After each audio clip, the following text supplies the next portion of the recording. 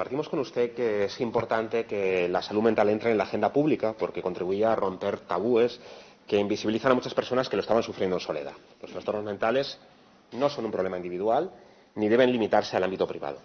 Y esto nos interpela, evidentemente, a todas las instituciones, ¿no? Durante muchos años es cierto que las administraciones desatendían la salud mental como si se tratase de una dimensión de la salud menos urgente o como si la sociedad no pudiese exigirle al Estado responsabilidades al respecto. Y, claro, nosotros entendemos que cualquier concepción progresista de los servicios sociales o de los sistemas sanitarios tiene que incorporar, evidentemente, la salud mental. ¿Por qué se sitúa ahora precisamente la salud mental en el centro de los debates públicos? ¿Por qué entra en la agenda? Nosotros creemos que tenemos dos tendencias. Una, que el capitalismo ha llevado a la sociedad al límite, y al límite quiere decir que se ha exacerbado una tendencia de disolución de los vínculos comunitarios y de incertidumbre económica, y que ese triunfo va provocando un modelo de sociedad que atomiza comunidades, que convierte a cada persona en un ente aislado, que le priva del soporte que tradicionalmente prestaban familias, sindicatos, sociedad civil.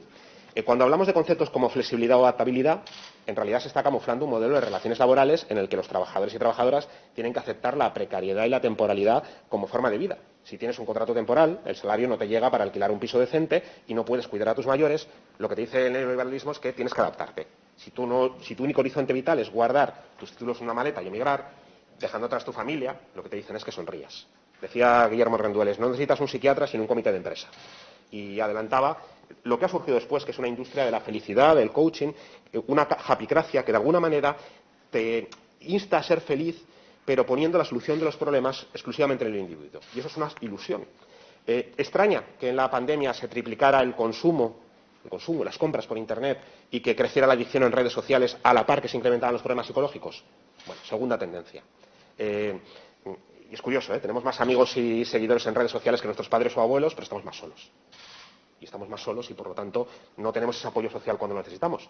Y eso nos genera nuevos problemas, ¿no? También con nuestros mayores hablaba que están pasando en muchas ocasiones el final de su vida con un cóctel de psicofármacos en casa o en residencias. Y eso tiene que replantear también nuestro modelo de cómo atender la salud mental de las personas mayores, que requiere otros espacios, ¿no? Recordaba ayer certeramente Ricardo Méndez Salmón, que hablaba que la pandemia nos había dejado cicatrices y psiquiatrices. Y hablaba de este estudio de The Lancet que señalaba que se ha aumentado en un 28% el número de trastornos mentales durante la pandemia, 28% en el mundo, 246 millones de problemas de salud mental, 53 millones de casos más de salud mental durante la pandemia. Y el doble en mujeres que en hombres. También tenemos que señalar aquí, ¿no?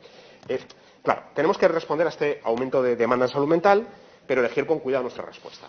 Estamos gastando 46.000 millones de euros anuales en trastornos de salud mental. Evidentemente a una farmacéutica le interesa más, es más rentable tratar con Prozac, con Valium, con diazepam, con Lexatin durante meses o años que haya una terapia psicológica, y en paralelo tenemos un problema de que nuestros médicos de atención primaria no tienen medios probablemente para poder abordar esto, y muchas veces lo que no se puede tratar se excluye del sistema sanitario. Y esto es importante también no caer en un modelo de medicalización de muchos problemas psicológicos que son de trastornos de ánimo que requieren otro tipo de terapia, ¿no? Dos datos en paralelo. España es el segundo país de Europa con menos psiquiatras, psicólogos, psiquiatras infantiles y enfermeras especialistas en salud mental. El segundo país con menos profesionales. Años luz de países como Holanda. Segundo dato, España es el segundo país de Europa que más antidepresivos y ansiolíticos consume. Tenemos las dos cosas en paralelo. Pocos profesionales de salud mental, elevadísimo tasa de consumo de psicofármacos. Resultado, una infelicidad, también unos malestares que tenemos que abordar, ¿no?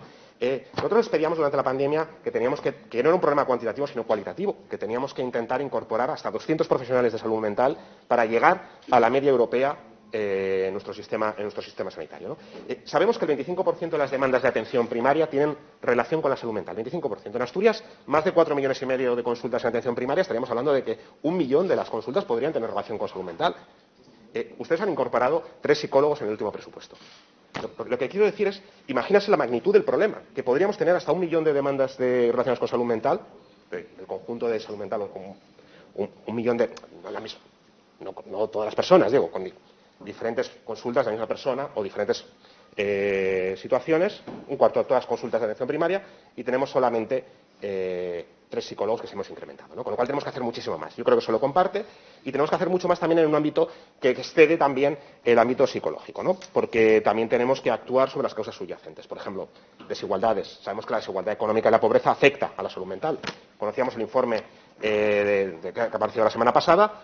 Tenemos que aumentar servicios públicos, tenemos que actuar ante las desigualdades. Sabemos que en materia laboral reducir la temporalidad o aumentar el salario mínimo, reducir la incertidumbre en el trabajo, mejora la salud mental y tiene muchísimo más efecto incluso a veces que el incremento de tratamientos psicológicos. Por lo tanto, tenemos que actuar en el terreno laboral.